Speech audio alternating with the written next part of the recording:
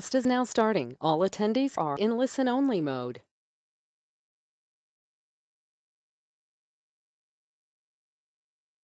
Good afternoon to our friends in India and a very good morning to our friends in Germany. I'm Srikumar Nambiar Vittal from the Embassy of India in Berlin. A warm welcome to all of you and our expert speakers whom we have today with us from Eurasia Consulting, National Solar Energy Federation of India, Invest India, and the Indo-German Energy Forum, to our today's webinar on the topic of insights and opportunities in solar PV modules and energy storage manufacturing value chain. Friends, solar PV manufacturing is one of the strategic sectors announced by the government as part of the post-COVID-19 Atmanirbhar Bharat Recovery Initiative. Efforts are underway to make India a global hub for solar PV manufacturing. India, with its huge market and relevant manufacturing advantages, can certainly be a giga-scale manufacturing destination for the cutting-edge PV technologies across the entire value chain. India is confident of building competence, capabilities, and capacities. We hope that the PV technology improvements will exceed general market expectations and will be the key anchor towards reducing solar deployment costs. India has over 31 gigawatts demand from the government-sponsored schemes that require locally made solar panels and a large 300 gigawatts target over the next 10 years.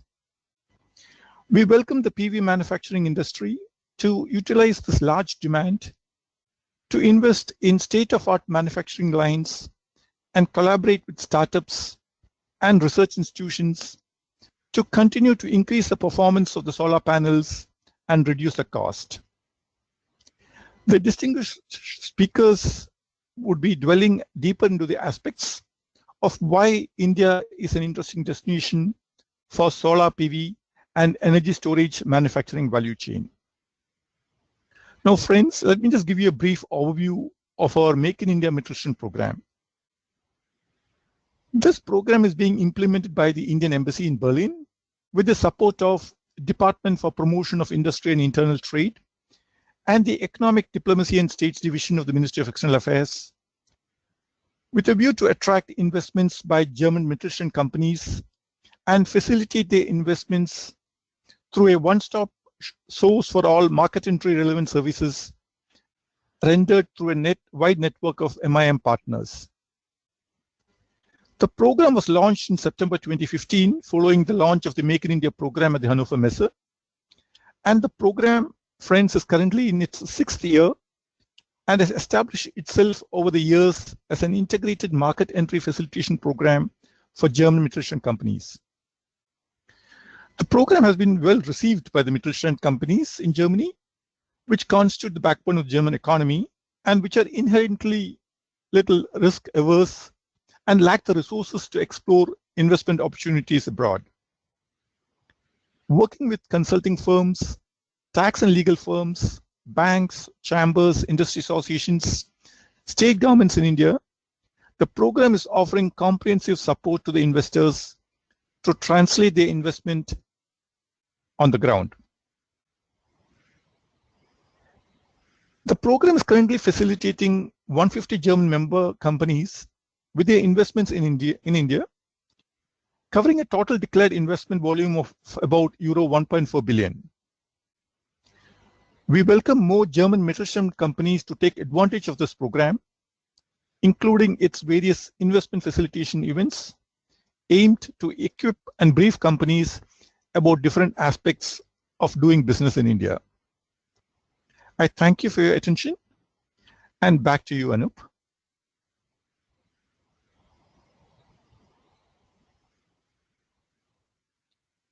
Thank you, Mr. Vittal, for the brief introduction. I am Mansi Patil from EAC MIIM Knowledge Partner. I'm sending you all a warm welcome, and we are happy to have you today as our guest for solar PV modules and energy storage webinar. If you have any questions, you may send it to us via chat option during the presentations, which we will be addressing in the Q&A session by the panelists. Now we would like to hand it over to today's first speaker, Mr. Anup Barapatre. He will be presenting insights and opportunities in solar PV modules and energy storage manufacturing value chain. Mr. Anup Barapatre is a managing consultant at EAC with experience of over 15 years, out of which he has spent 12 years in consulting industry with focus on energy sector in key emerging markets, including Asia, Middle East, and North Africa. Over the period, he has developed expertise in business advisory domain, and he has supported clients from developed to developing economic subgrouping, including North America, Europe, India, and Middle East. Mr. Barapatre, you may share your screen now and start your presentation.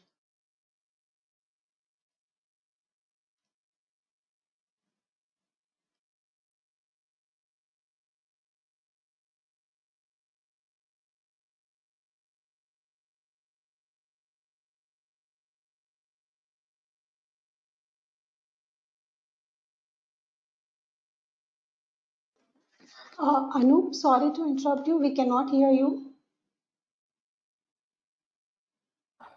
I'm sorry. Right. Thank you, Mansi, for the brief introduction. A very good morning and good afternoon to one and all. Firstly, I would like to thank you all for taking the time out to join the webinar.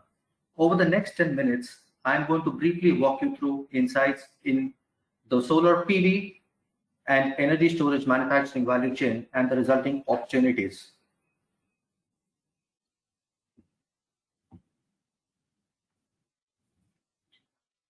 India, with a cumulative solar energy capacity of 34 gigawatts, is the fifth largest globally and has been growing at a compound annual growth rate of a staggering 83% from 2015 to 2019, which is way higher than the global average of 29%.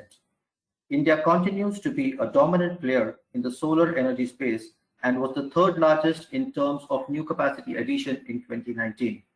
Further, India targets an additional solar energy capacity of approximately 265 gigawatts until 2030, which would be approximately 12% of the global new additions estimates. The Indian solar PV modules market is predominantly import dependent with over 60% share. China had the lion's share with approximately 80% of the imports. Imports are preferred over domestic suppliers owing to availability of high efficiency modules at low prices, a key requirement considering the competitive bidding structure in India. However, major expansion plans by some of the biggest domestic players is likely to spur growth of domestic module sales. Moving on, the government over the years has introduced a series of measures to promote domestic cells and module manufacturing, including the Modified Special Incentive Package Scheme or MSIPs, domestic content requirement, and more recently the manufacturing linked tenders and providing level playing field to domestic manufacturers via safeguard duties and phased increase of custom duty. The policies initiatives will be covered with more details by Ms. Anusha Agarwal from Invest India in the subsequent presentation. While India exhibits approximately 3.5 gigawatt of solar cells and approximately 15 gigawatts of solar modules manufacturing, there is negligible presence in upstream manufacturing of polysilicon, ingots, and wafers. The value chain maturity levels for solar cells and modules are moderate considering current focus on polycrystalline technologies. However, support from German technology majors can effectively support in improving the value chain ecosystem in India.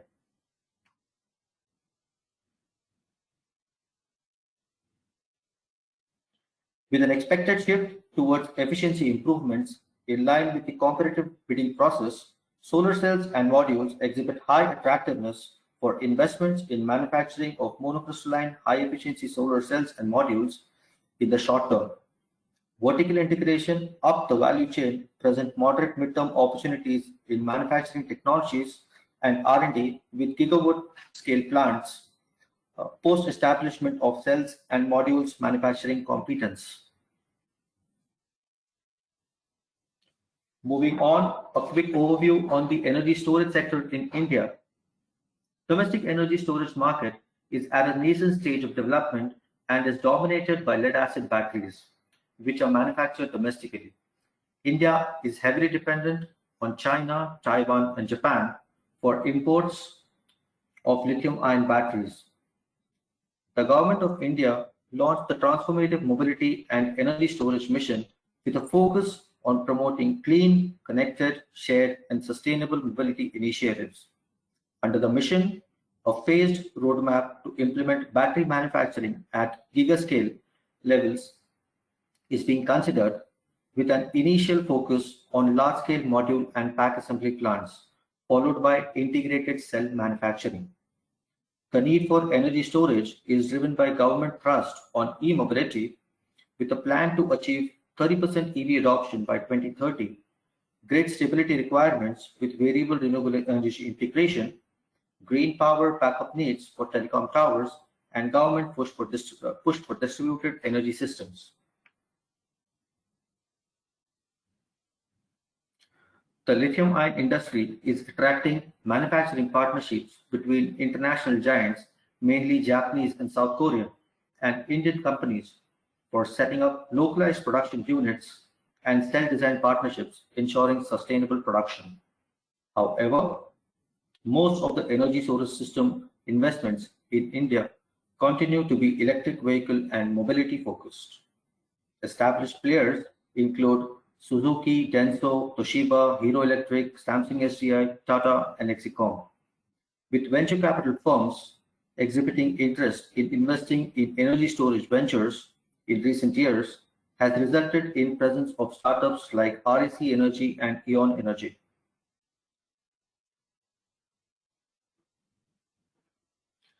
The energy storage roadmap envisages a cumulative potential opportunity of over 2,400 gigawatt hour until 2032.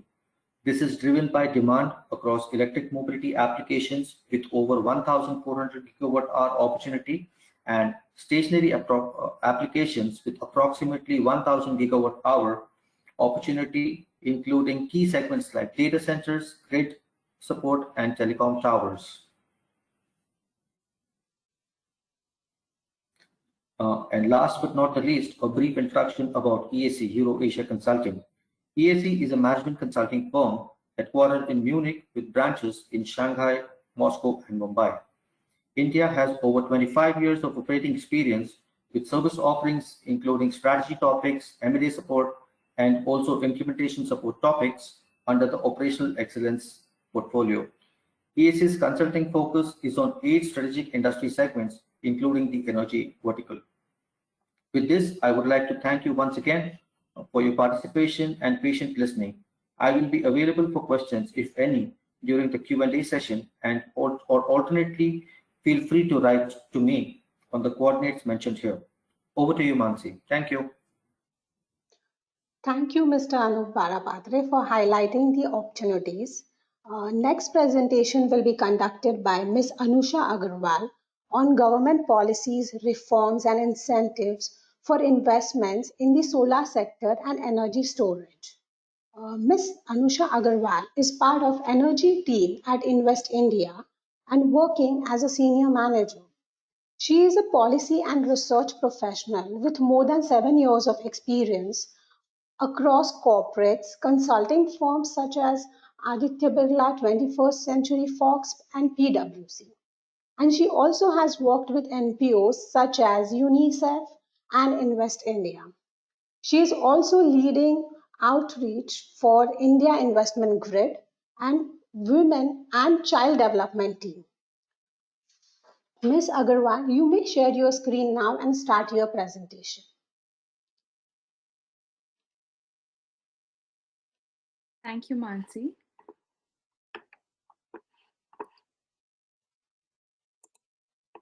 Please let me know when you can see my screen. Yeah, we can see your screen. All right, thank you. Thank you for that introduction. Good morning to all of my esteemed colleagues in Germany and everyone joining from India. Good afternoon. My name is Anusha Agarwal. I'm a part of Invest India, which is the National Investment Promotion and Facilitation Agency. And today I'll be taking you over a brief overview of the energy sector in India. I'll quickly talk about Invest India and what we do for those who may not be aware. Invest India is the National Investment Promotion and Facilitation Agency, which means we work to bring in investments into the country. We handhold investors from across the globe through the entire life cycle of their investment. So be it awareness and market study to grounding of the investment to aftercare. We are situated at a very interesting place, which is at a nexus between the government and industry. And therefore, we work across all the highest levels of the government to represent investor voices to them. And we work with all kinds of investors to help them decode the government ecosystem. We are also the most awarded investment promotion agency in the world, and also a certified great place to work. I've been certified to that as well. All right, so talking about the India opportunity in terms of renewables especially, as you can see that India has an increasing electricity demand with the large population size of more than 1.5 billion. And the government is committed to fulfilling at least 25% of the electricity demand through renewable by FY 2025. This represents, as you can imagine, a large opportunity in the renewable space. As you can see, the government is also deeply committed to reducing emissions and increasing the non-fossil fuel energy mix. The Prime Minister has set very ambitious targets of 450 gigawatt renewable capacity by the year 2030. India, of course, is already ranked 4th on the attractiveness index in terms of investment and already has the 5th largest installed capacity of renewables globally.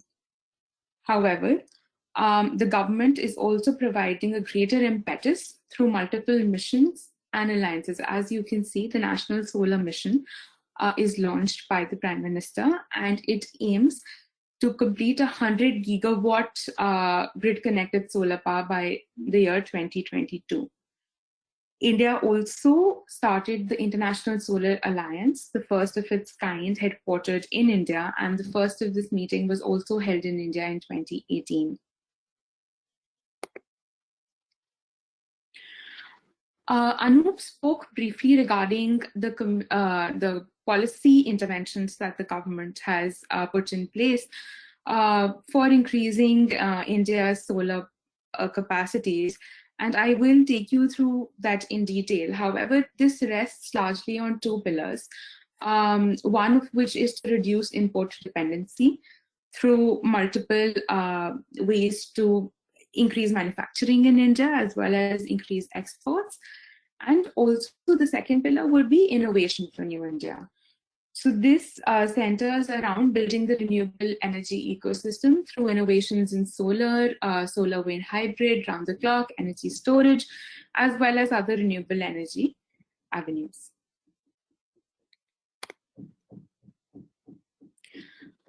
Talking about the India opportunity here, as you would see that India's solar power potential is 780 gigawatts. The current capacity is close to 40 gigawatts. Now, this presents an immense opportunity for global players to participate in the New India growth story. The government, of course, is doing its part to promote investments into the country and handhold investors in participating pardon me, in the solar space. So as you can see, very recently, the government has also proposed 3 large manufacturing zones to be set up across coastal, hilly, and landlocked areas. And the goal of this is to strengthen production capacity within the country by offering incentives to solar manufacturers. Domestic players like Vikram Solar, Acme, Adani, and Renew, as you can see, are also deeply committed to utilizing this opportunity. India has also steadily witnessed rising exports and falling imports in the solar space. So as you can see, between 2019 to 2020, India's exports of solar modules and cells almost doubled. And in terms of volume, they went 175% up. A large part of this was exported to the US, even sort of despite the sanctions that the US has been imposing. The amount still went up to 3 times. You can also see that India's imports are steadily falling. And this is due to the impetus being provided by the government to domestic manufacturing.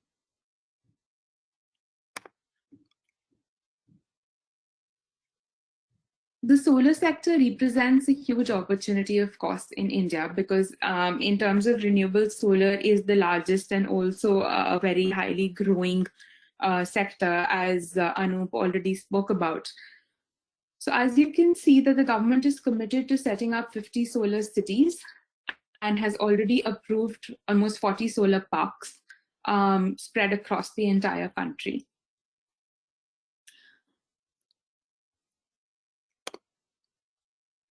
It also has multiple schemes for middle and small manufacturers, mid-size and small manufacturers, 2 of which you may see on the screen. One is the KUSUM scheme and one is the solar rooftop scheme.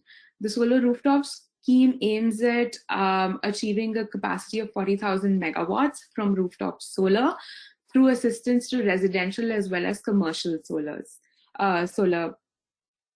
usage. The KUSUM scheme aims at adding renewable capacity, especially in the solar space, through solar pumps and small-size solar projects up to 2 megawatts. Of course, both of these include financial assistance given to those with manufacturing capabilities in India. So this is also a way to provide an impetus to manufacturing in India. Energy storage, I think Anup spoke about in a lot of detail. However, you can see that recently there has been a great push to energy storage in India as well. India is expected to be the largest market by 2040, and represents a large opportunity for players across the world. We have seen investments coming in from some of the larger players like Greenco, Renew Power, supported, of course, by the policy framework being set up by the states and at the central level for regulating and supporting this space. I'll just briefly talk about the production-linked incentives. Please do note that this is a proposed draft of the PLI scheme, and only once it is notified by the government will it be confirmed. However, the scheme in its current form outlays 4,500 crores outlay for incentivizing domestic and global manufacturing players and enhancing exports for the country. This is a duration of 5 years and is executed by Solar Energy Corporation of India, which is an independent agency under the Ministry of New and Renewable Energy.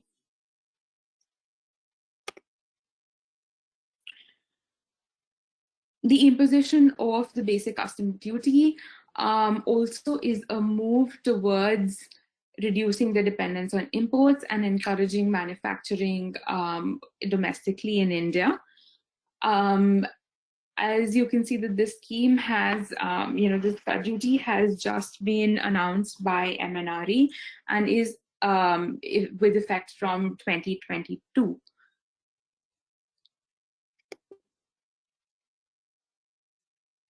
Another initiative taken by the government is releasing an approved list of models and manufacturers for solar PV modules. Now, of course, this helps in improving the energy security in the country, but also by ensuring that only those manufacturers who meet the BIS standards, Bureau of Indian Standards, actually increases the reliability of solar cells and modules in the country, therefore increasing the market size and deepening the ecosystem as well. As you can see, this is the list of manufacturers, which is currently included in the approved ELMM. I'll also just take a moment to talk about the India Investment Grid.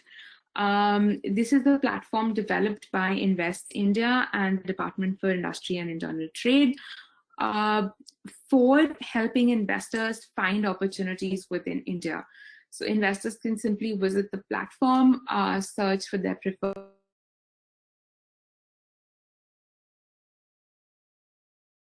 almost 600 projects worth more than 400 billion USD on the platform. This, of course, includes projects under the National Infrastructure Pipeline, which is also exclusively hosted on IIG. So I would encourage everyone to look for their opportunities here. And of course, the Invest India team is always available to help you spot the opportunity that you may be interested in. Thank you. I'll take questions towards the end of this in the Q&A session. Thank you very much for your time. Thank you, Ms. Agarwal, for enlightening us with the key government policies and incentives. Next presentation will be conducted by Mr. Subramaniam Pulipka on technology status of Indian solar PV manufacturing and key cooperation potential. Mr. Subramaniam Pulipka, he is the youngest Chief Executive Officer of the National Solar Energy Federation of India. He is the recipient of the BRICS Energy for Thought Young Scientist Award in 2018.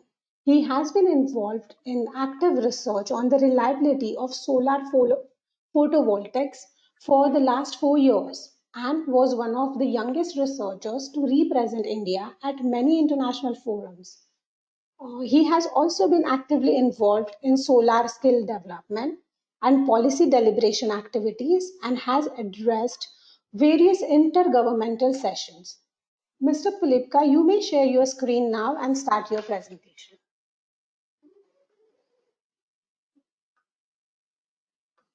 Thank you, Mansi. I hope I am audible. And I hope my screen is also visible. Yes, you can go ahead. So very good afternoon to those of you joining from India, and very good morning to my fellow friends from Germany. I am Subramaniam. I am the Chief Executive Officer of National Solar Energy Federation of India. National Solar Energy Federation of India is the primary umbrella organization for solar energy stakeholders in the country. We represent around 92% of India's solar market with around 142 industries, which comprise of developers, manufacturers, system integrators, It's 3 o'clock. and other relevant stakeholders. Before I dwell into the topic of today, I would also like to highlight the cooperation with Germany we have in particular. We work very closely with the Indo-German Energy Forum Support Office as well as GIZ. There are many events and activities we do together, but to name a few, we have just released 2 reports with IGF support, one on O&M best practices guidelines and second on agrivoltaics, as you can see on your screen. We are also very soon trying to establish a formal relationship with our counterpart, that is the BSW, which is German Solar Association, to ensure more intensive industry to industry connect between the Indian industry and the German industry. Most of the points from the solar side have been very well covered by Mr. Anup and Ms. Anusha. I will try to keep my comments limited to the technology and the policy landscape in India and the opportunities that are existing for new investors. As we can see clearly, 25% of India's installed capacity of electricity comes from renewable energy sources as of February. And for the first time in the last month, since India embarked on its renewable energy journey, solar energy replaced wind to be the largest contributor of India's renewable energy sources. As Ms. Anusha mentioned, we are very much the 5th largest country in terms of installed capacity for solar, trailing behind Germany with less than 10 gigawatt of capacity. But we are also the 3rd largest renewable energy or solar market, and we remain to be the most attractive destination for renewable energy investments for the 3rd year in a row. So that shows the confidence global investors have in Indian solar journey. To briefly take you through the overview of manufacturing in India, until 2011, India was one of the largest exporters of best-in-class modules. We were predominantly exporting to the Middle East, but most importantly to the European and North American industry requirements. But 10 years down the lane, today the situation is different, where we are importing around 80% of our requirement domestic demand from China. Apart from all the figures that are there in today's market, we can say it with good conviction that on ground we have a practical capacity of 2 gigawatt for cells and 10 gigawatt of modules. The list, the ALMM list that has come out somehow only talks about 8,182 megawatt, which is the nameplate capacity of module manufacturing in India. As my previous speaker also mentioned, we have a safeguard duty regime currently imposed on the imports, where around 14.9% was safeguard duty until January 21, and from now until July it will be around 14.5. We are very happy that the ministry has announced its intent to impose 40% duty on modules and 25% of duty on cells, which will give the much needed impetus for accelerating domestic manufacturing in India. If you see this slide, I just wanted to show you the dependency of India's imports on our East Asian counterparts, especially that of China and Vietnam and Thailand. By value, we clocked around $3.4 billion of imports from China in 2018.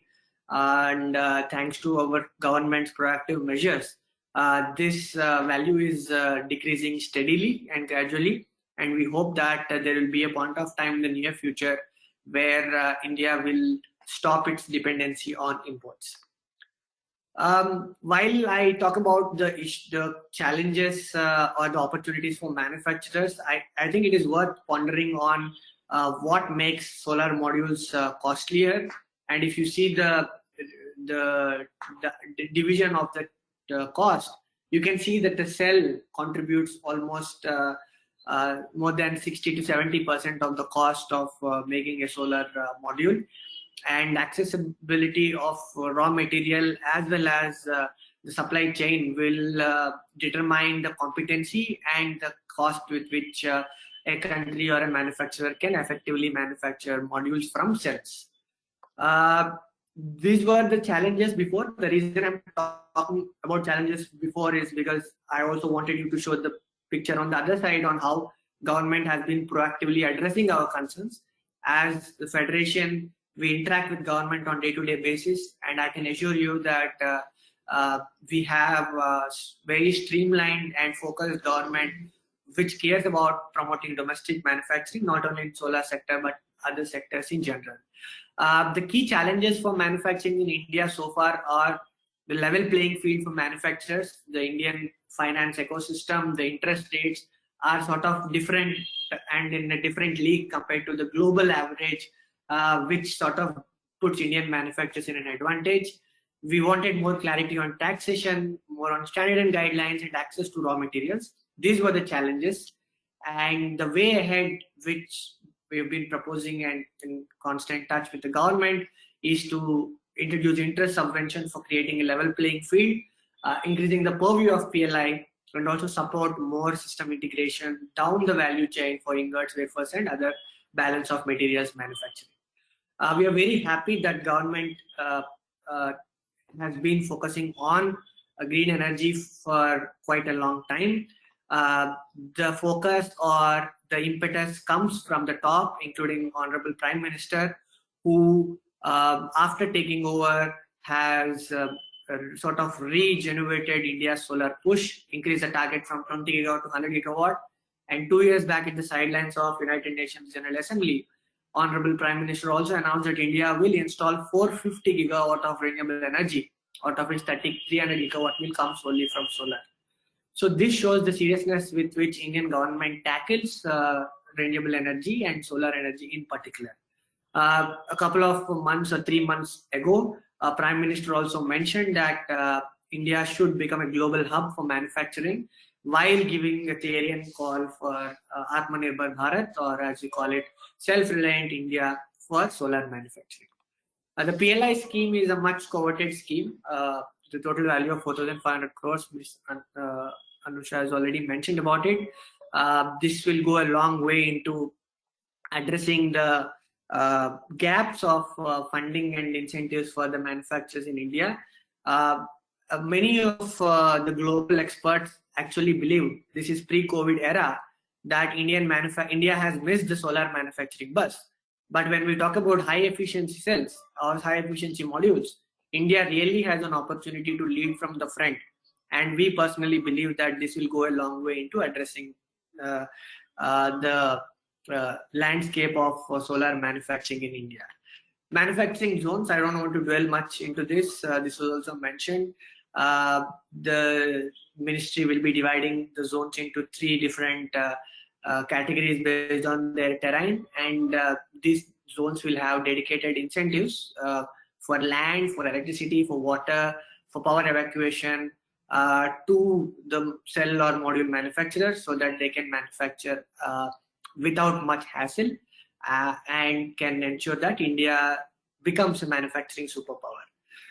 Now, coming back to the actual topic of cell efficiency and technology landscape, people who are aware or who are familiar with solar efficiency, this chart is this particular figure is like a Bible for the global researchers or solar cell or module technology aficionados. We have seen how the technology has been evolving. On the left side of the y-axis talks about the efficiency, the x-axis talks about the timeline of evolution, and we can comfortably say that the days of 17.5, 18.5 efficiencies are long gone, and the future is of high efficiency solar cells and modules. And we personally believe that this is the right time for the global investors or global manufacturers to use India as their test bed or as their investment bed to invest and ensure that the high efficiency technology proliferation happens within India at its center. Like I mentioned, India has a really good chance to lead when it comes to high efficiency solar cell manufacturing.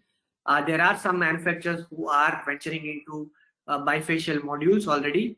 In the previous presentation, we were talking about Adani and Vikrams, who are already into bifacial. Some of our manufacturers are also venturing into heterojunction modules, PERC modules, and perovskite. In fact, it has not hit Indian market or Indian R&D infrastructure so far. But we personally believe that over a period of time, given 35% efficiency, laboratory efficiency, it will be also meaningful to examine and see how perovskite modules also function in the Indian scenario. There are 3 fundamental mantra or principles that I believe are important for India to succeed when it comes to becoming a manufacturing superpower. Number 1 is access to affordable finance, which is very important. Finance makes all the difference.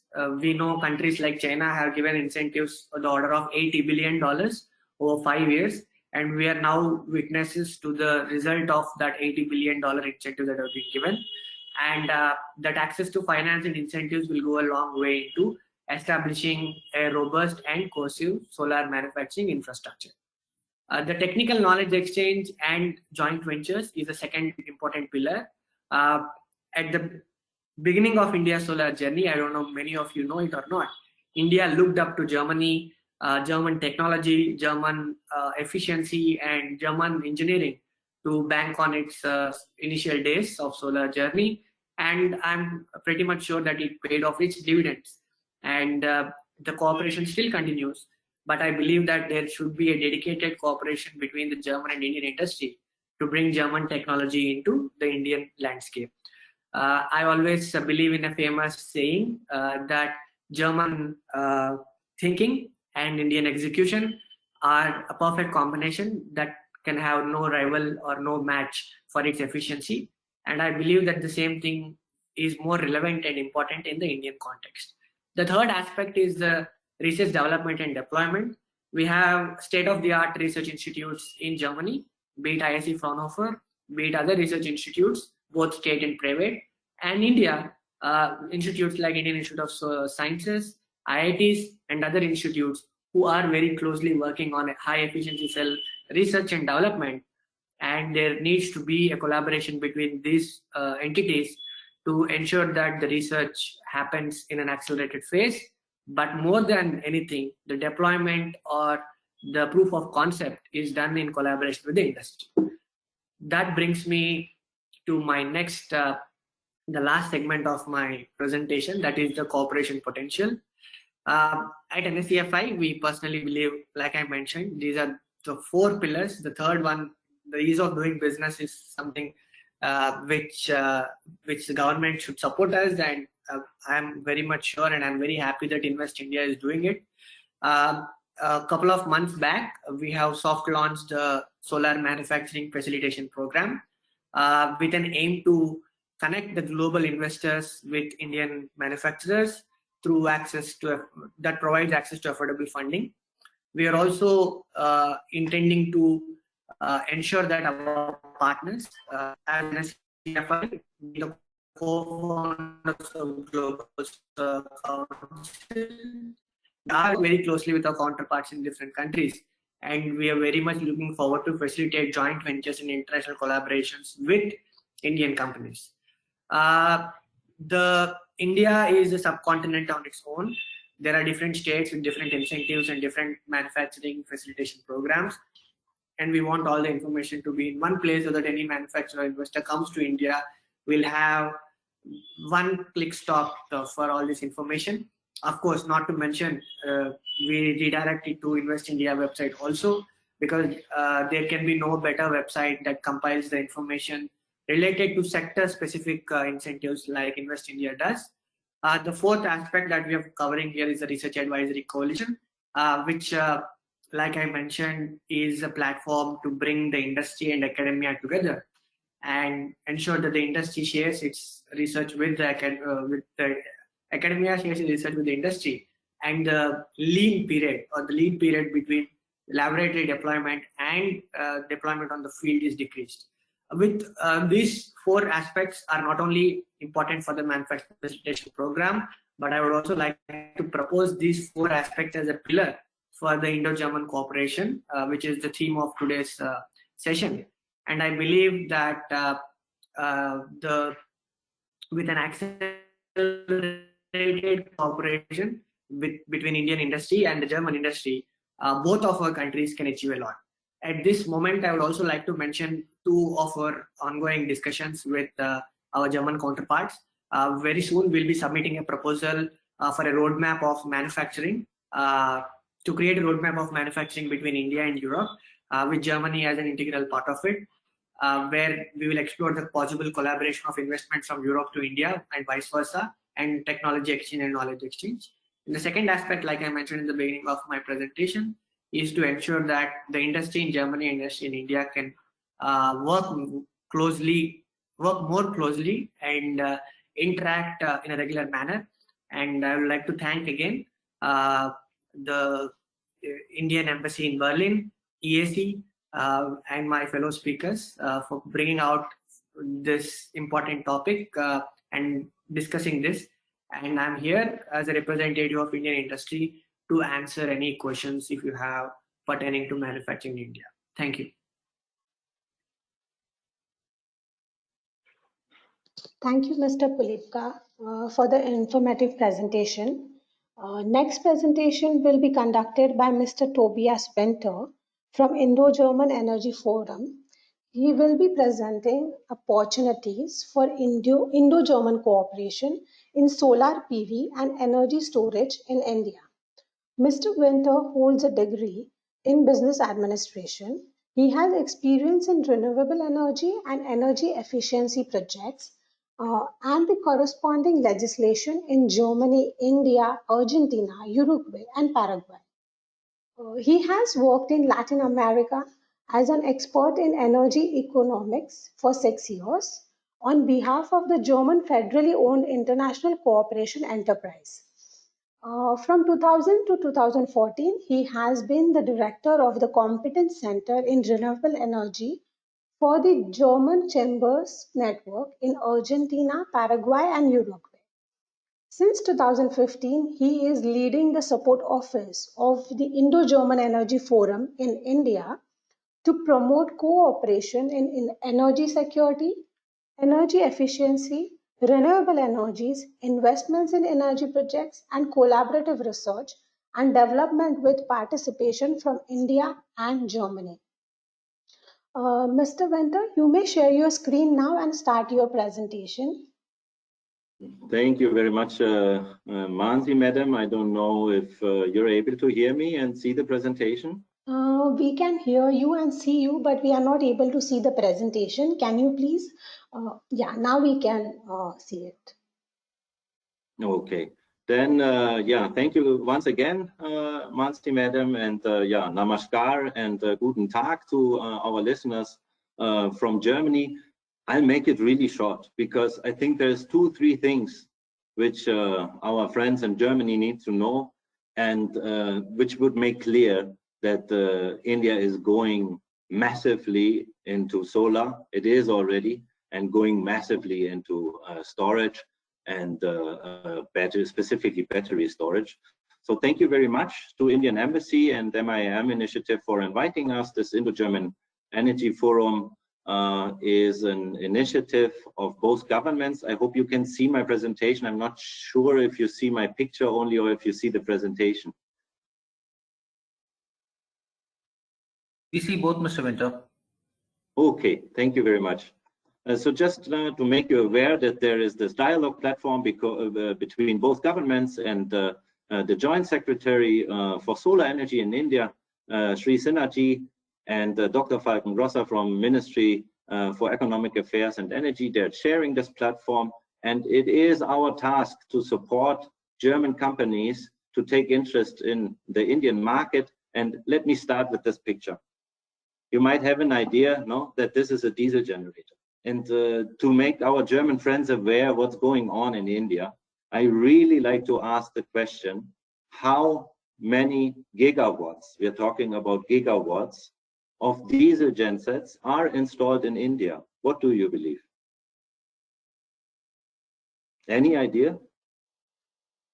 If we talk about battery storage, we are talking mainly about replacing diesel gensets in the future, and maybe even today.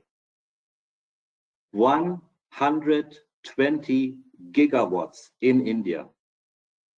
For all players in the battery storage market, you now know what we are talking about. 120 gigawatts. And we buy and get these reports on an annual basis. So in 2019 alone, the diesel genset market in India was around $1.2 billion alone.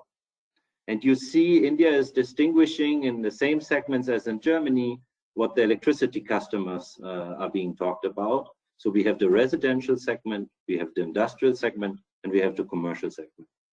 And you see how much money is spent per year for diesel gensets. Yeah?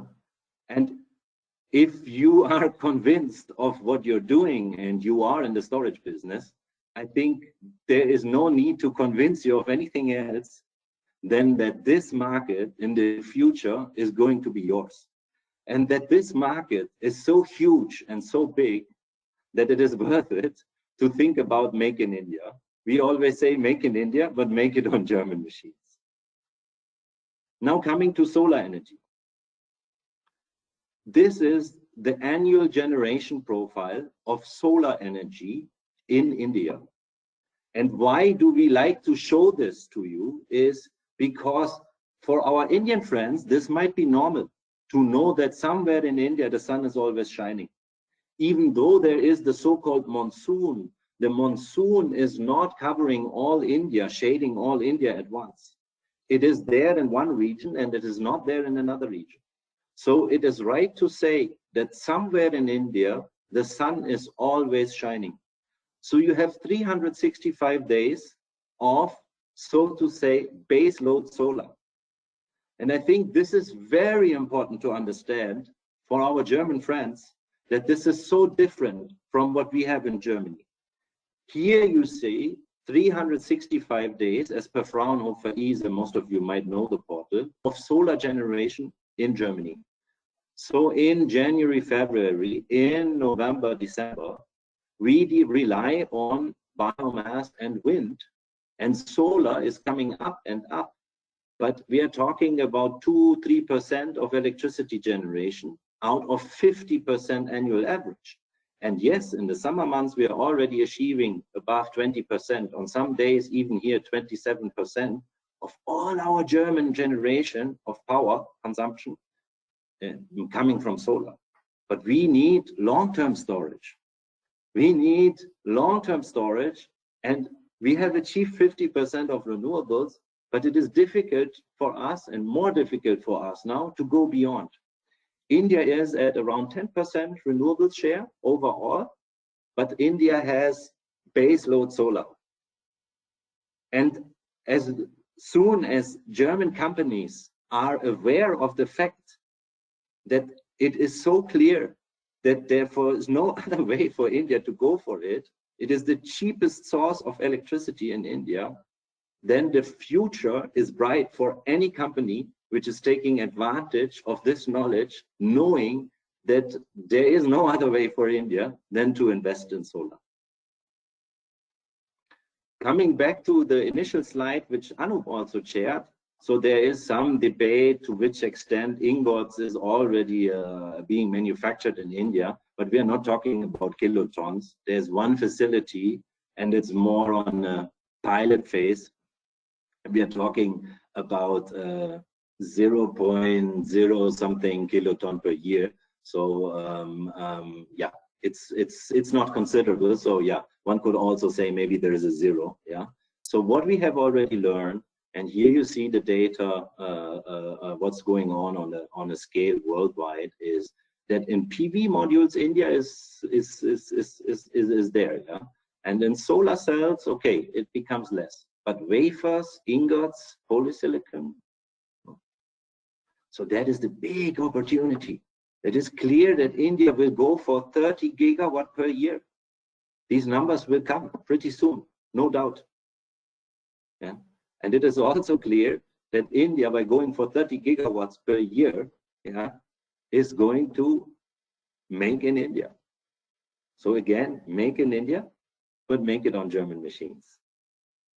And if you want to know more about the players which are already there and which are interested and talk to them, there's fantastic trade fairs ongoing in India every year.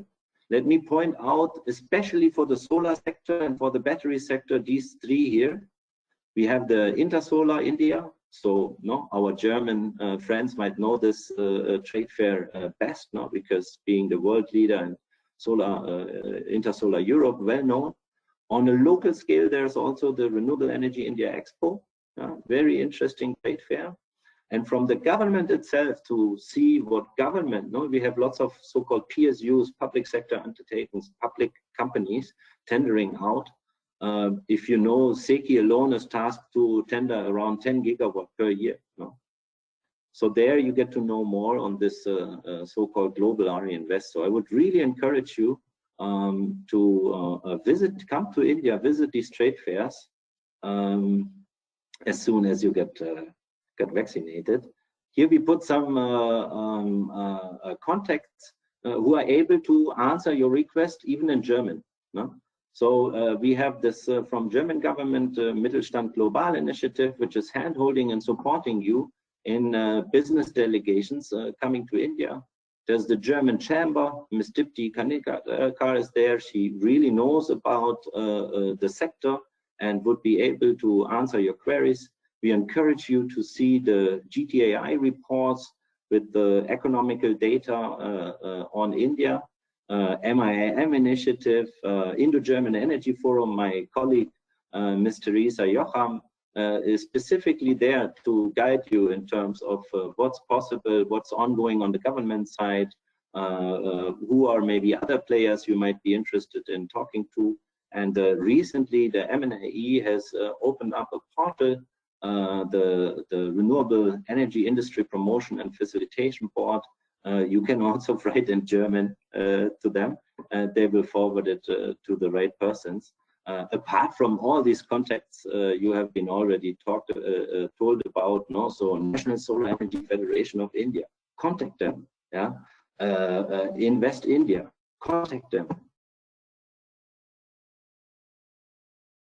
I think, you know, solar is and storage is on the priority of the agenda of the government of India, and all these people are more than willing to take your queries up and to support you. And yeah, with this, I would like to thank you once again for having taken your time to participate in today's event.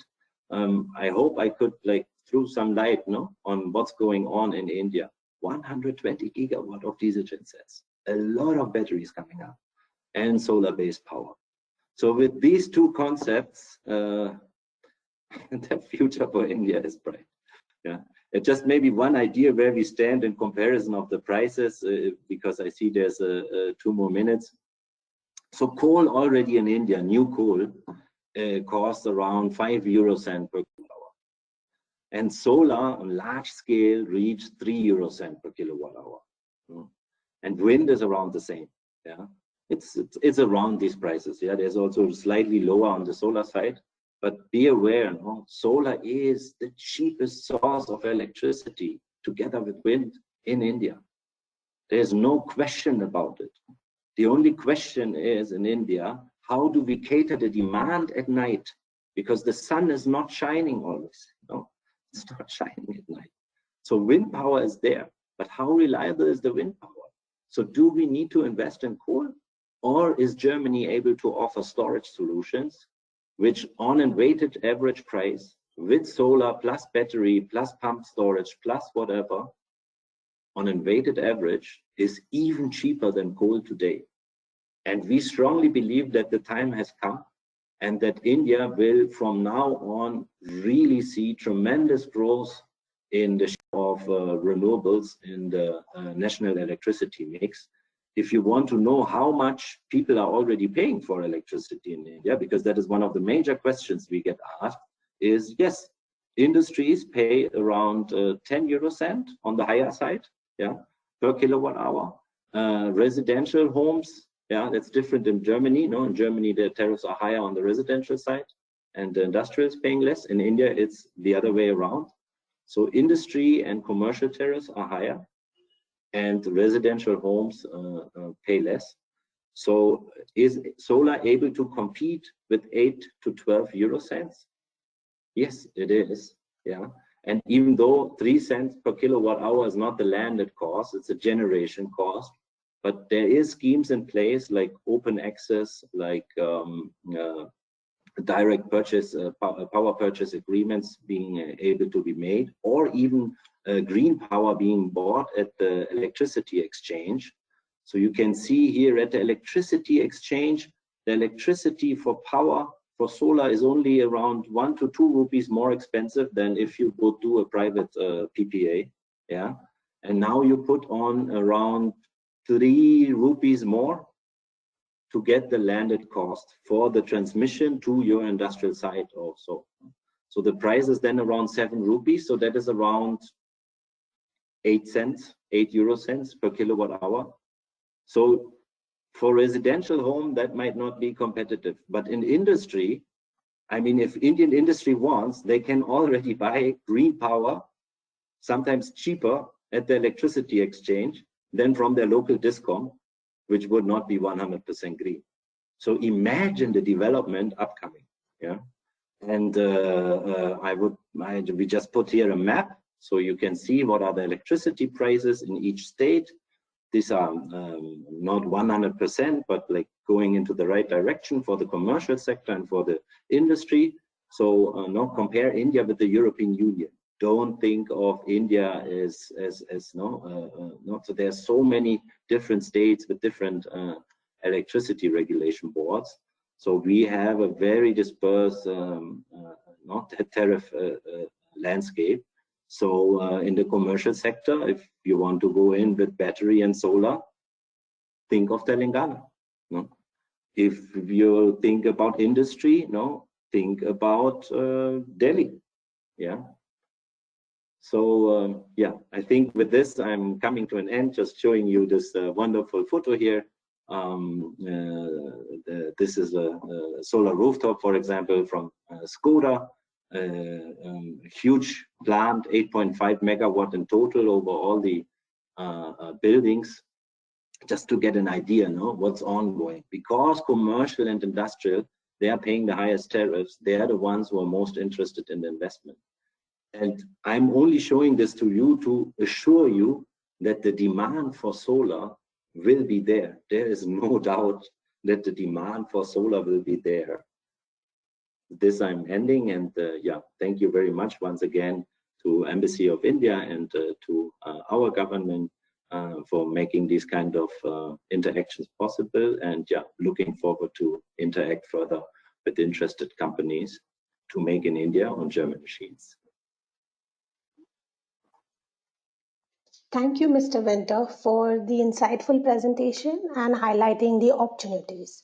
Now we would like to start the Q&A session, which will be moderated by Mr. Anup Barapatre from EAC. Please click on the raise hand icon to ask questions.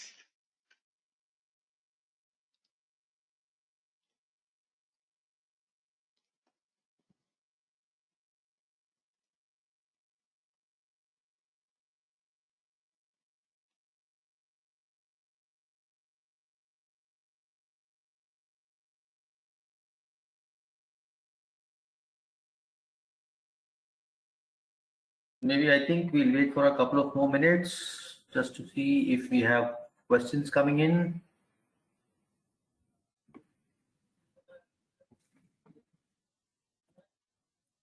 Yeah, I really recommend to get in touch with the presenters, as I just said. And yeah, once again, knowing that India has base load, I mean, like, there's a no-brainer, let me be honest, India has over-invested in coal generation in the past. So there is a lot of oversupply at present. But with the Indian economy growing at rates which we can hardly imagine in Europe, it is clear the electricity demand in India is going to double within the next 10, 15 years. And with this kind of growth, so we are really talking about electricity growth of around, one has to distinguish between peak and average. So average growth might be maybe 4-5% of electricity demand growth. But in the peak, when everybody is turning on their ACs, the demand will be, even for the peak, will be even maybe growth will be maybe 7% or something like that. So when we in Germany, we are talking about energy efficiency and electricity demand reduction, in India, the electricity demand is going high, high, high, high, high. So there will be lots of investment in new capacities. And if you see that India had some lack of investment in the past, that was due to overinvestment in conventional fleet in the past. But demand is picking up fast. I don't know if you have been aware, but the Minister of India, Honorable Minister R.K. Singh, he's like monthly tweeting actually about the new peak demands achieved in the country. So lots of power demand coming, and there is no doubt that India will have huge investments being made in the solar space. So maybe Mr. Winter, there's one question for you, if you can address this. This is from Mr. Jan Nak, who represents BSW. So he questions, what are the economics of locally manufactured batteries in the electricity mix? Are there any business cases for utilities or large consumers? Example, replaced diesel gensets.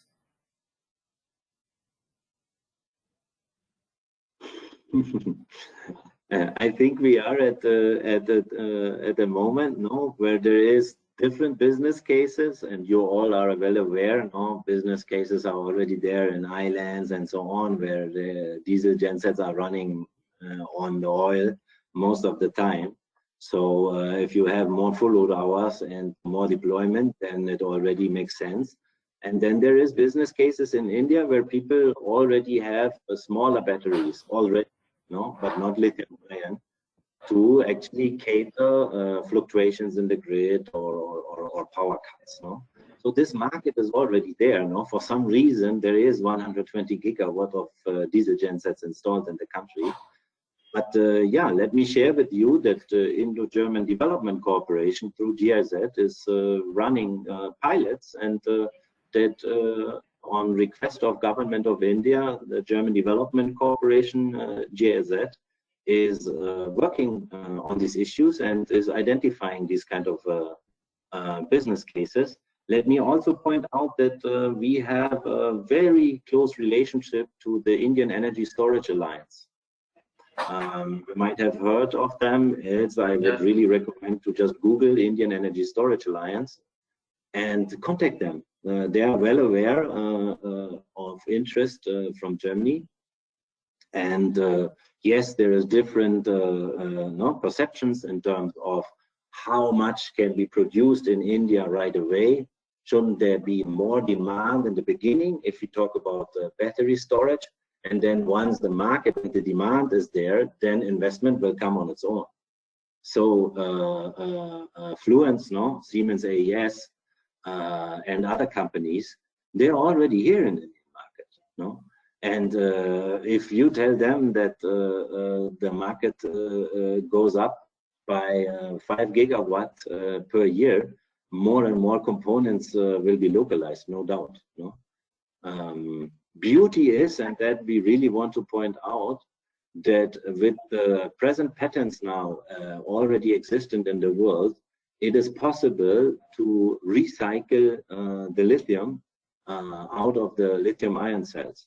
So whatever India is importing, it can be reused. No? We see this strong thinking of we should not import that much, yeah, because then we are just replacing the oil by lithium, and that is not the right way to do.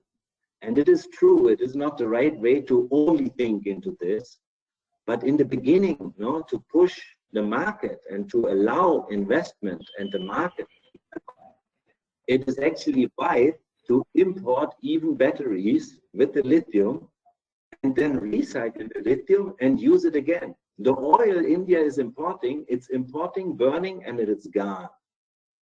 The lithium ion cells India would import can be used again and again and again. Great. Thank you, Mr. Winter. And we have one last question. Probably this can be taken by Mr. Subramanian. The question goes is how much payback for battery storage using solar power for an industrial customer? If you can give some insights into this. What do you think would be the payback for battery storage using solar power? See, today it goes without saying that grid scale storage has achieved grid parity in India. That can be seen from the new tenders also. But when it comes to small scale storage projects for industrial use, maybe the payback period might be above 8 or 9 years. But having said that, without storage, only for solar, today the payback period is somewhere between 6 to 8 years.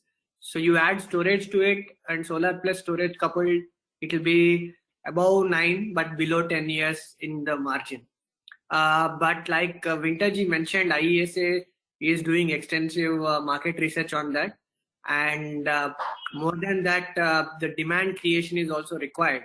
And once we are able to achieve a good scale and have Indian made cells also for lithium ion being consumed, I'm sure we can bring the cost down and the payback period down here. But the project cost wise also, just to conclude my answer, storage is adding 20 to 30% of extra cost to the PV system today as we speak in commercial applications. Thank you, Subramaniam. There's one last question again now. This is from Jan again from BSW, and it goes that what is the policy on electric mobility? Is there a policy dealing with energy infrastructure for EVs? Example, charging points and Clean Air Acts. So probably let me try and answer that to Jan. So this, from an electric mobility policy perspective, yes, there is definitely a policy wherein the government is, and this is something that I also spoke about earlier, talking about the mobility, how do we name that, the transformative mobility and energy storage mission. So here is where it is focusing mainly, if I look at the electric mobility thing, it is focusing mainly on driving phased manufacturing, wherein the duties would gradually increase so to provide a level playing field to domestic manufacturers. While we talk about the charging infrastructure, yes, this is something definitely under development in India, wherein there are targets set for increasing the charging infrastructure capacity across major cities, then moving into the highway segment as well. So definitely there are certain policies and targets that have been set from this perspective, from even a charging point perspective. I hope I've been able to answer you, Jan. In case there are some more questions, feel free to write back to us, and we should be able to respond to you on this. With this, we would like to conclude the webinar. Thank you, ladies and gentlemen, for attending today's webinar. You will shortly receive today's presentation along with the webinar recording, which you can share within your network to promote the Make in India Mittelstand program. If you have any questions, feel free to connect with us via the MIIM hotline, which is miim@indianembassy.de. You can also connect with the experts. The contact details will be available in the presentation, which you will receive shortly. Once again, thank you so much, and look forward to connecting with you in the next webinar.